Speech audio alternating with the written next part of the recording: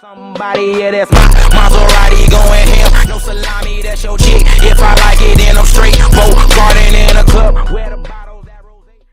Hello everyone, and welcome back to another Minecraft update video. We're in Bedrock Edition, beta 1.8.0.8, and I've labelled this video as a Minecraft 1.14 preview. Obviously we're not in the Java edition, but based on what was told at Minecon, I suspected that there were going to be two updates, the Village and Pillage being 1.15, and before the end of this year a 1.14 release, which we have all of the features I suspected would be in that for in this update on the Bedrock edition. So I'm putting together this preview video for you. Those four features are pandas, bamboo, cats, and also scaffolding.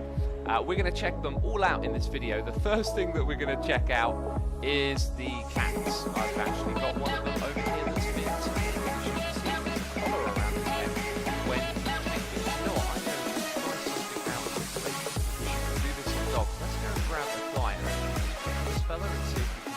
Whoa, we can change it. Awesome, that's amazing. So you can dye the collars. We just learned something together right there.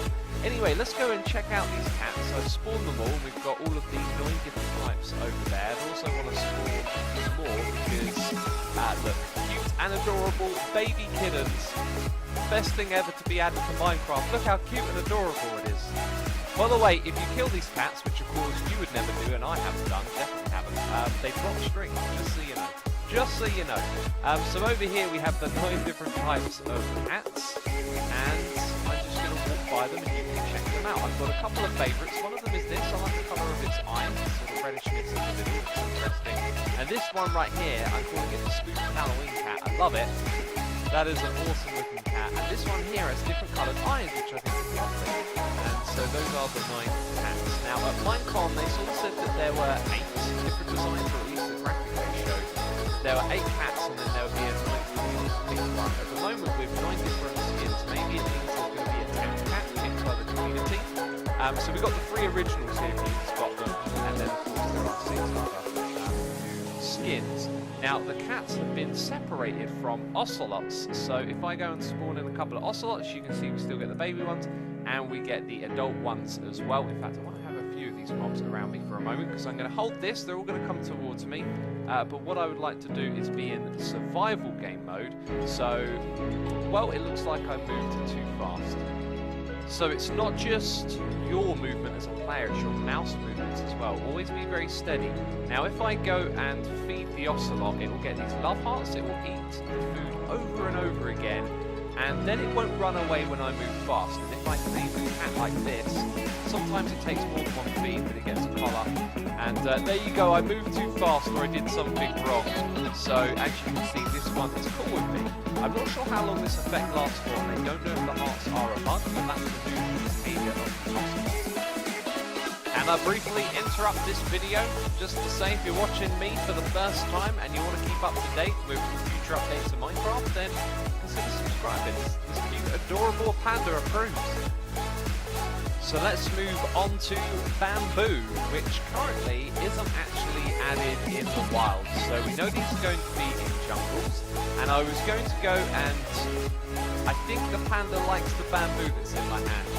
But yes, I was going to go find a jungle and see if it had its own like mini biome of bamboo forest or something like that, but it hasn't been added in that form of the game yet. So it can be found inside of loot chests, and you can get it from fishing as well at the current state of the game, but in the future they're actually going to add it so it spawns naturally. So I've been doing some experiments, and it turns out these things grow to be about 12 to 15 blocks tall, and watching them grow is kind of interesting. So first of all, we place down the bamboo, we get a bamboo sapling, and then we can grow this thing and it turns into actual bamboo, and it's got these little leaves at the top, and then we grow it again, the leaves go up, and then you can see the size of the hitbox of this thing just got a little bit bigger, and then it doesn't get any bigger than that.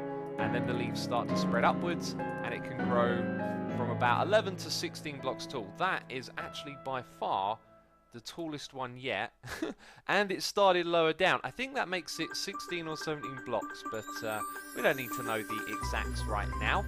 This is affected by, you know, the random tick speed of the game, so if I just go back to the commands there, you can see these are all growing. So so the random clicks affect it growing as well. And we can use bone meal to grow it, as you just saw.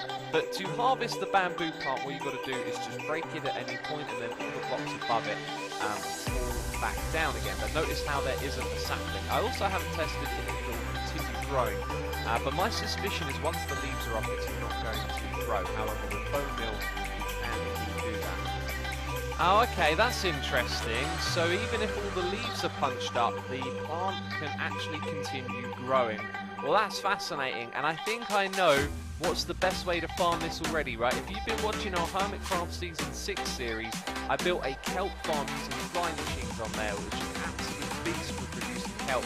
And I think pretty much the same thing is going to apply here, right? You can lay all your bamboo down on the ground in a row, your flying machine is going to come across, and it's going to knock all of these off, and then it's just a case of finding a way to pick up the items, which will probably be with hopper mine carts underneath the ground or something. Although I guess there's like a slim possibility that the bamboo could land on top of the block, but then it would grow and probably knock that item out of the side. So some ideas as to how we could farm the bamboo, and also I wanted to mention you can use this to craft scaffolding. So if I go into here and just do that, there's a little bit of string at the top. That recipe right there creates some scaffolding, and also you can craft sticks from bamboo. By the way, the reason we're in a village is because that's where you'll find ants naturally. I forgot to mention that earlier on. I also want to talk about the bamboo a little bit more before we move on to the scaffolding. This has a unique property. When you place it down, it kind of gets a random location in the block, right? And then when you grow it, it goes through several different stages of having a different sized hitbox. Now, hitbox can be useful in the technical aspects of the game for building farms and stuff like that. The fact that you have this kind of adaptive hitbox size and a randomization placed on each block, I find that kind of unique. And I like it when they add something and they find a way to make it unique, and then possibly that can lead to having some unforeseen uses, which is always cool. But anyway, let's go and check out the scaffolding block. This is super interesting. Placing it in creative mode is kind of easy, you know, just place one on the side of the other, and then if you try and interact with it, you actually fly through it. That was really strange at first. Why am I flying through this? So if we go into survival mode, we will find out exactly why. This block acts like a ladder, so you hold down spacebar and you go up through it. You hold down shift and you go down through it as well. And I'm not sure if I entirely like that interface, because sometimes you like to naturally hold shift on the edge of blocks, which seems to be so when there's nothing underneath the block that you're standing on. If I hold down shift here, I actually go down. So it's a bit of give and take, and I think this is just one of those blocks that you're going to have to learn the quirks of and get used to. It's not entirely intuitive, but it does have its uses. It seems to have a limit as to how far you can place things from the center as well. As you saw there, the block fell down, so it can act like a gravity block as well, which I find very interesting. We can jump up though, we can keep going upwards at this point, and I held down shift because I wanted to place a block on the side, so I can't hold down shift on this one. If I put a block here, it falls down. If we put it on this side, it's technically closer to the center, although it's not. So this one, if I place one there, yep, it's fine, and then there it falls down. So there is some sort of way that it calculates how far away these are, and then they will fall down. When it comes to breaking this stuff, it's pretty easy to break, and all the blocks above it that are attached to it will fall down with it, and then you can collect it all up. Pretty cool, right? I think it's a good block. I think maybe one or two things about it will need to be tweaked, but as always, my Mojang systems community, they take feedback, and I imagine they'll make some adjustments. Also, the look of this thing, I'm not sure if I like it entirely. It's alright, but hey, it is what it is, and I think I've shown you just about everything that you know on the scaffolding block. I am currently trying to locate a jungle biome to see pandas in their natural habitat, and I stumble upon this. Spruce leaves, and in my hand you can see that they are green, but over here in this snowy biome, this is new. This might just be a bedrock thing, but this is entirely new to me, and I gotta say, if that is a 1.14 change, I think it looks pretty gorgeous. So after a long time searching for a jungle, I created a new world because there are seed options in this edition of the game, and one of those was to spawn at a jungle temple. So I have been searching for pandas. I found them in their natural environment, and I've been messing around with them, and there isn't too much to learn at this point in of time. They have some behaviours. Rolling around is one of them, sitting up is another, and bamboo, they love the bamboo, but you right click on them, it doesn't seem to do anything. And if you have a baby panda, which we did have in the area, the bamboo will help it grow up quickly, and you will see some particle effects around it.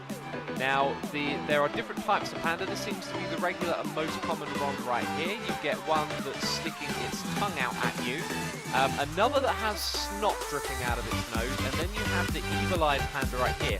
If you attack this panda in survival mode, it will hit you back for 1.5 parts of damage. If you hit the other ones, they just tend to wander off and they're not too concerned. So I'm trying to show you, there you go, there's the snot-nosed panda right there, which is just hilarious. And let's spawn in a couple more, hopefully we can find one with the tongue sticking out. Ha!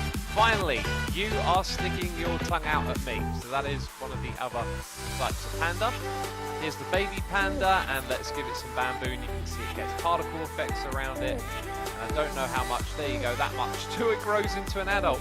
And as interesting as this mob is, I haven't really learned anything else about it at this point, so hopefully there is more to know. Otherwise it feels like it's a very ambient environmental mob, as you can't really tame it as your own pet. However, you can use the bamboo to lure it, so you could of course capture it that way. Last of all, I'd like to mention that the new features shown in the Minecon panel for add-ons that essentially allows you to create your own mobs with their own behaviours, spawning conditions, and add them into the game. But that is part of this update, but it's going to take a long time for me to figure out exactly what to do to show you some custom mobs.